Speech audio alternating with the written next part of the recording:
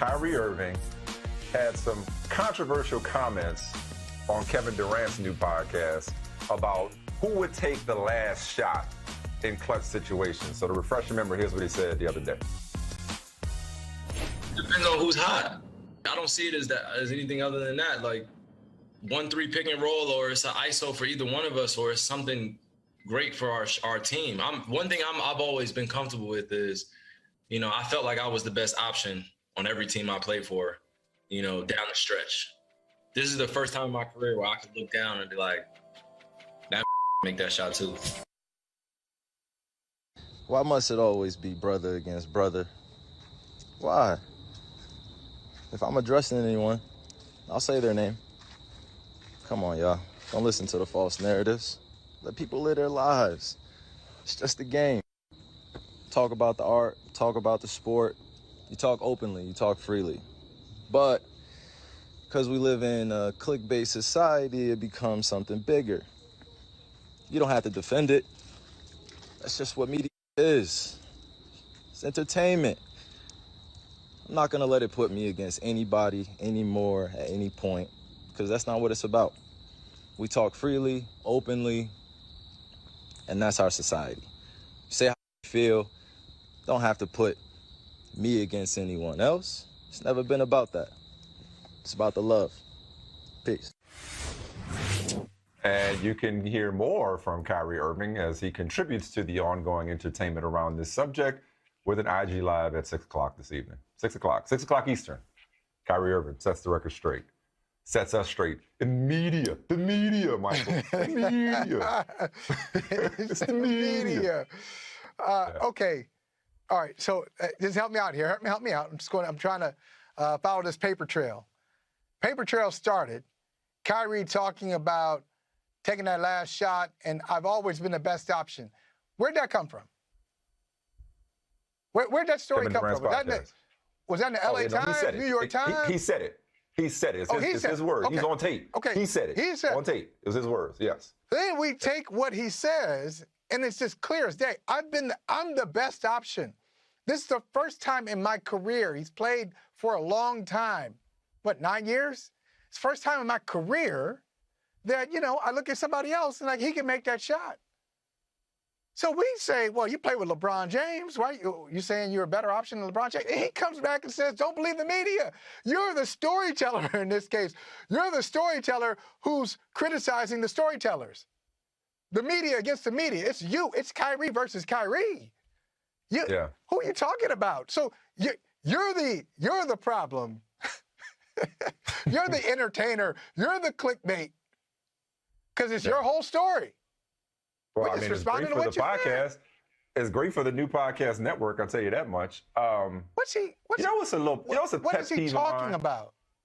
Oh, You know what's a pet peeve of mine? We're grammar nerds, grammar snobs, kind of part of being writers and journalists, right? So, the their struggle is one. Another one is when people mess up imply and infer. That would just I cringe when I hear people confuse imply and infer. He's saying that we inferred that he was talking to somebody else when he clearly implied that he was talking about somebody else. Now, here's my question. Can that implication be accidental? In other words, can you fire shots without necessarily aiming them at the person whose name he didn't mention, who he claims if he were talking about him, he would say his name. So if he said, if I were talking about LeBron, I would say LeBron. But when you say, this is the first time in my career, and the apex of your career was winning a championship alongside LeBron James, when you say this is the first time in my career that I can look over and I see somebody who can make that shot too, what else are we to infer other than you didn't feel that way about LeBron James? Kyrie loves to believe, and I like Kyrie. I like Kyrie, Michael. He loves to believe he's the smartest person in every room. It's like, dude, come on. Stop acting like we're stupid. He's not for me. Okay, you said you like, not for me. But I got you. Okay, you like him. Look, I don't think, I'll give you this. I don't think he was just talking about LeBron James. He played with many great players in his career. The greatest player he's played with in his career is LeBron, but he's also played with Kevin Love. Right. He's also played with Jason Tatum, Jaylen Brown, and Gordon Hayward, and all. So that's who. And whoever was with them this year in Brooklyn. I know Kevin Durant's on the bench. Whoever's there. So maybe is he right then, Michael? Based on what you're saying that LeBron isn't the only really great player he's played with. You know, Jason Tatum might be a little early to call him great, but he's on the cusp. More people should be upset, not just LeBron. More people should be mad. Oh, okay. So more people should be disrespected than just LeBron. Yeah. He essentially called out everybody. As I said to you yesterday, he is that guy.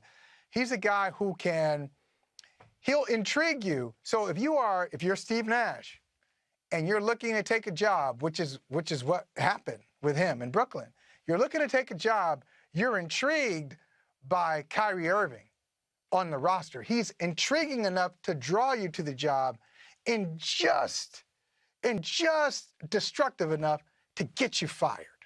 He'll get you fired. Well, it's also go ahead, Mike, I'm sorry. No, I was just going to say, like the other thing he said, and this is like a low-key thing, when he's talking about coaching. Hey, the first thing that wasn't low-key, that was high-key. Before he got into the whole collaborative thing, I really don't see us having a head coach. Well, Steve Nash is like, well, why are they paying me? What? I don't really have authority here. I can't put it in my system because we're all collaborators or co-collaborators. Yeah, I don't really see us having a head coach. KD could be a head coach. I could be a head coach. Jacques Vaughn could be a head coach. That's just too meta. That's too meta. But more than that, though, he said, you've got to respect, you've got to know, number one, I'm a human being. Yeah, I'm a human being, and I'm going to be about my community first. And then we can get into, don't come in and like tell me, put all your systems on me. Like, I'm a human. We know you're a human being. Like, I've always said this. I was close. Okay, I'm going to go there. I'll go there. I don't care. He'll never win. He'll never win with this attitude.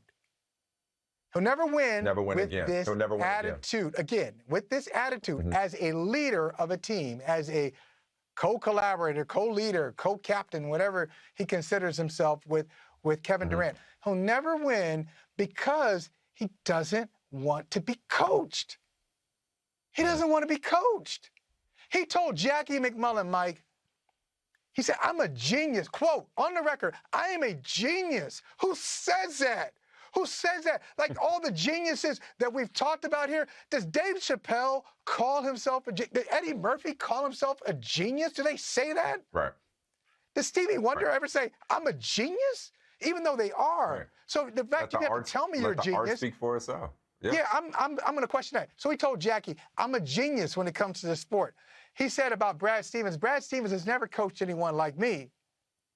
So he's got a lot to learn. And already before Steve Nash coaches one game, before he blows the whistle the first time, he's being told, don't bring your coaching philosophy to me. We're co-collaborators. Can't win like that. I just wish he was smarter when it came to self-awareness or his lack thereof, like I said yesterday, because it's like, all right, Kyrie, you're going on Kevin Durant's podcast. And okay, there is something to be said, because I listened carefully to his, IG clarification that we just played. I listened carefully to it. Now it's like, okay, I'm speaking freely. Why must it be brother against brother? It's just speaking freely. All right, I hear you, man. You're speaking freely. But you got to know, dude, you got to know at this point in your career that nothing you say to Kevin Durant on his podcast, the point of it is promotion. Nothing you say is not gonna be scrutinized. So choose your word carefully, genius. Be a genius when it comes to your word choice. Be smarter when it comes to what you say, because Michael Holley, okay, if I sat up here right now and said, this is the first time I've ever done a TV show with anybody who knows what they're really talking about. This is the first time I've ever done a TV show with somebody who's as committed to the show as I am. This is the first time I've ever done a TV show with somebody, who I can just lay out and listen to. Now, none of that's how I feel, but if I said that, how is that not reflective on all the people I've worked with before? Right. So if you're Kyrie Irving, you're trying to compliment Kevin Durant. But in doing so, you implicitly, and therefore we inferred, that you didn't feel that same way about the guy who was the better player on your team, and whether you realize it or not, Kyrie was the better option down the stretch. Was their best option. He was their best option. Now, it would be interesting if he had said it this way. Look, I mean, I can't tell him what to say, but it would play out differently. If he doesn't want it to be brother against brother and the whole clickbait and all that stuff, one way he could say it to make his point is, I played with some great players, and he has. I played with some great players and some great scorers.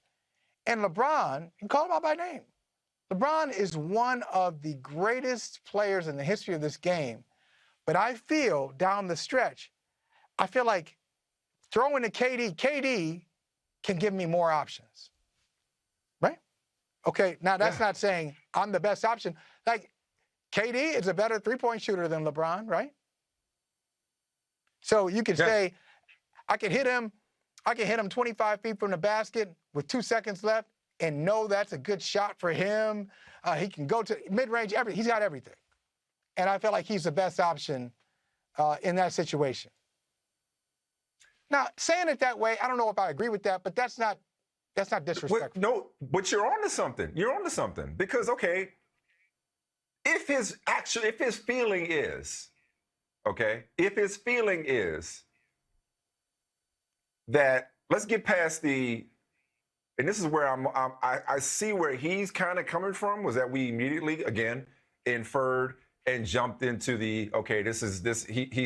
he's whether he realizes it or not, or whether it's intentional or not, he's throwing shade at LeBron. This is where I'm gonna sound like I'm defending or justifying Kyrie, but just bear with me for a second. Go ahead, defend him. No, I'm not going to defend him, but I'm just saying, like, if his take is, and listen, there is not a more creative offensive player or shot maker in recent memory than Kyrie Irving. He is an offensive savant when it comes to. Listen, man, you got to give him that. You got to when it comes to his ability to get and make a shot. Kyrie Irving, as you said, he can do it. Mike Smith, you came in one day with a list of ballers. You had a list. There are a lot of great. But anyway, go ahead. I don't want to distract you. Go ahead. Okay, so I'm saying, if he said for the first time, I am playing with somebody who I see as my equal in the area, if this is what he thinks, in the area of taking one shot, okay, that's actually, Michael, if you really think about it, that's actually not that hot of a take. Because I don't think that anybody, even though he's made a lot of big shots, I don't think that anybody, if you had one shot to win a game, do you want LeBron James taking it over anybody else? If you had one shot to win a game, do you want LeBron taking it? I want LeBron with the ball in his hand. I want LeBron on the floor deciding who takes it.